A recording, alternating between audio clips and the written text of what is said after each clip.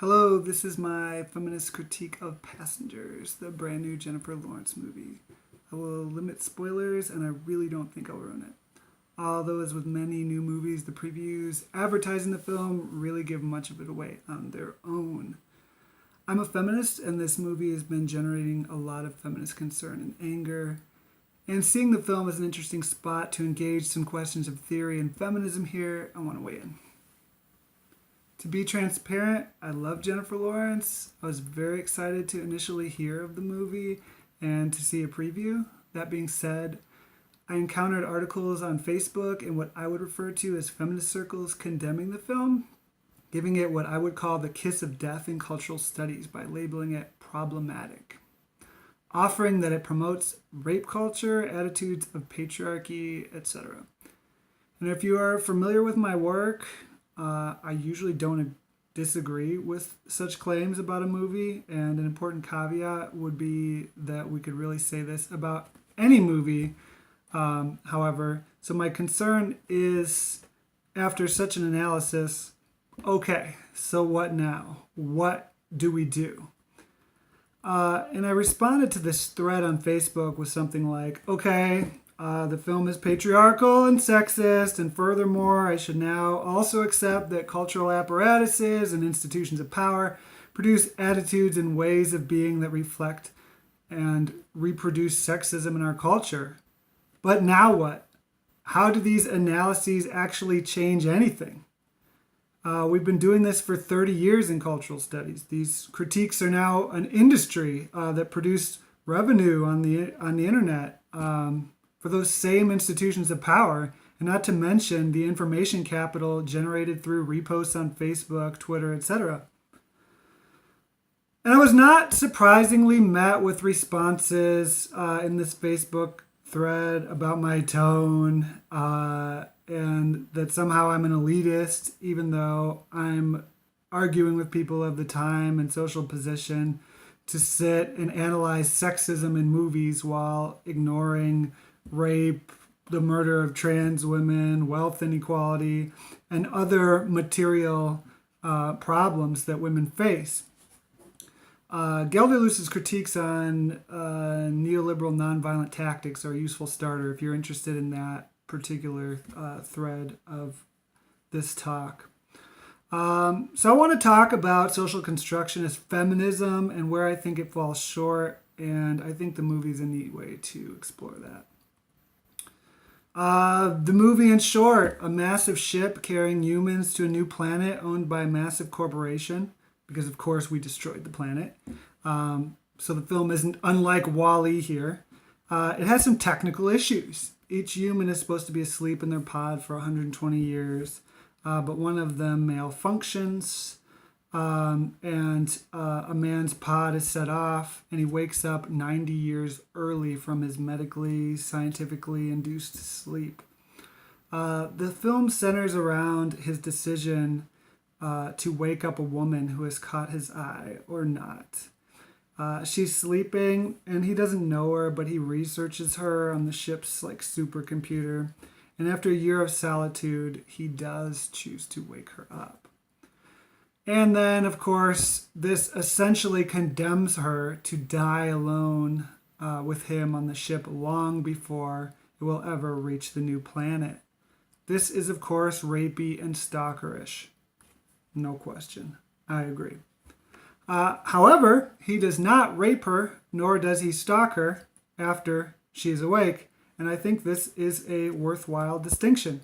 He merely puts her in the same condition he is in, condemning her to this same fate and death.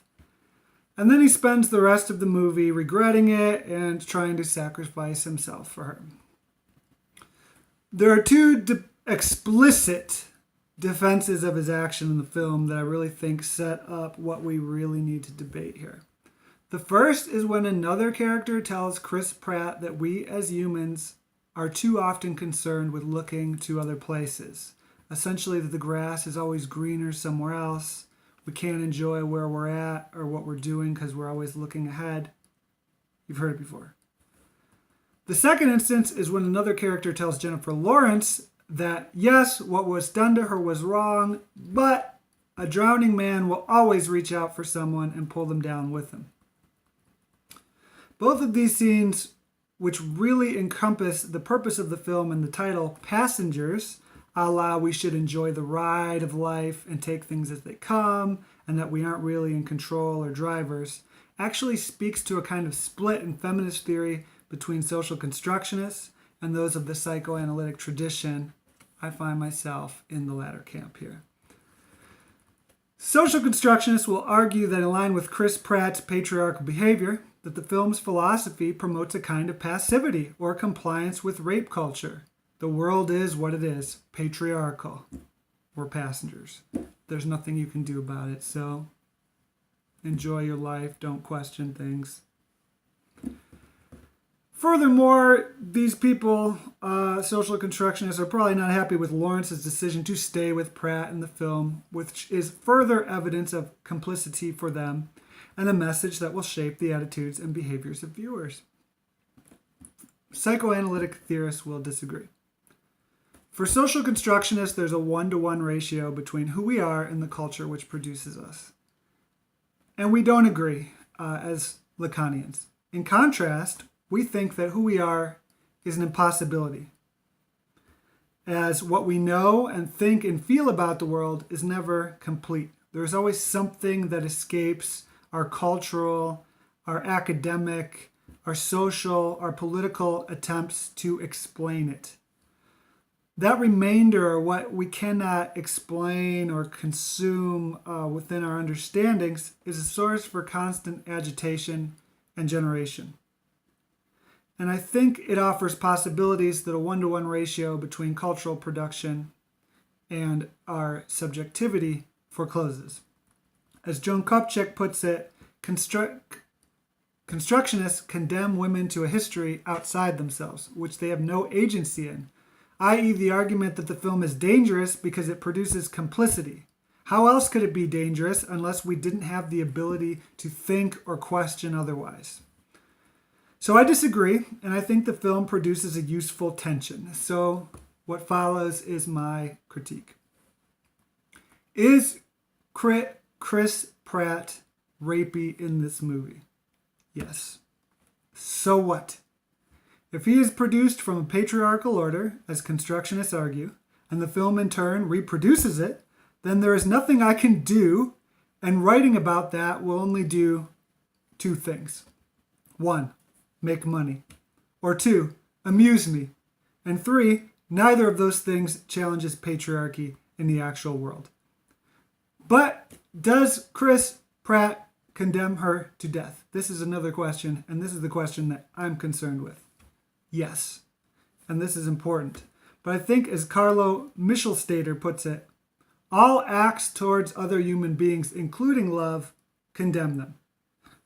They reassert an identity and a hope to which they will move into the future to want to pursue desires, even when life is essentially unfulfillable.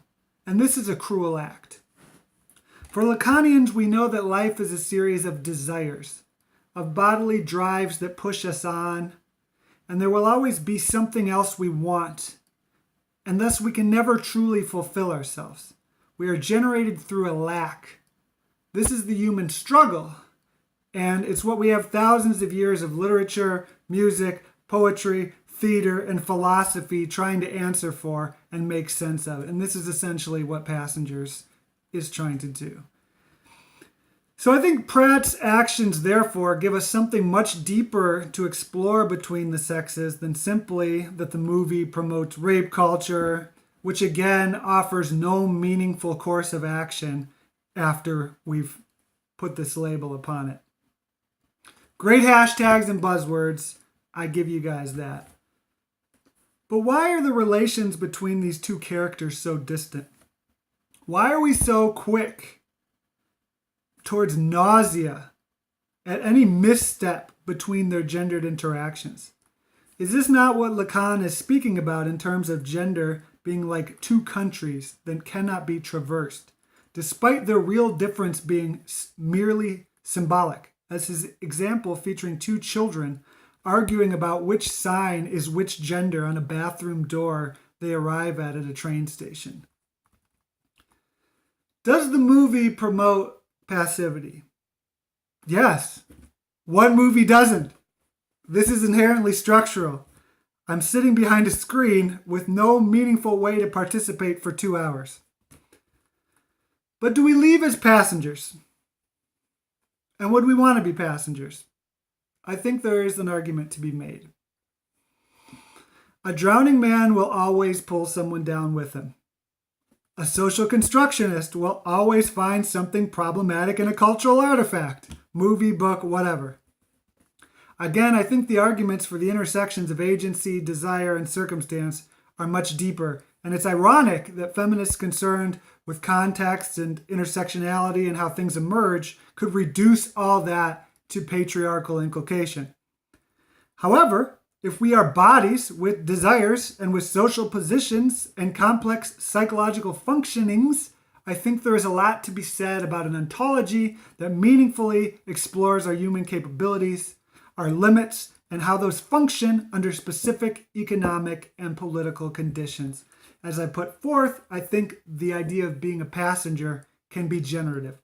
I think that exploring this can offer us something. Finally, Jennifer Lawrence. That's great. Jennifer Lawrence has drawn considerable ire of identity politicking feminists. So I think her character and her real life persona are equally valuable here.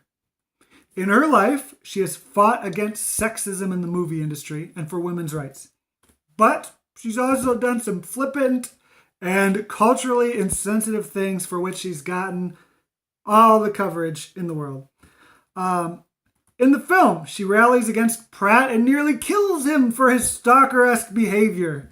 And, but I'm sure you can guess, ends up in love and even saves his life. So she's not passive in the film or elsewhere. But for social constructionists, her sins in the film and in real life are irredeemable. The personal is political, and your bad choices create a bad look for women.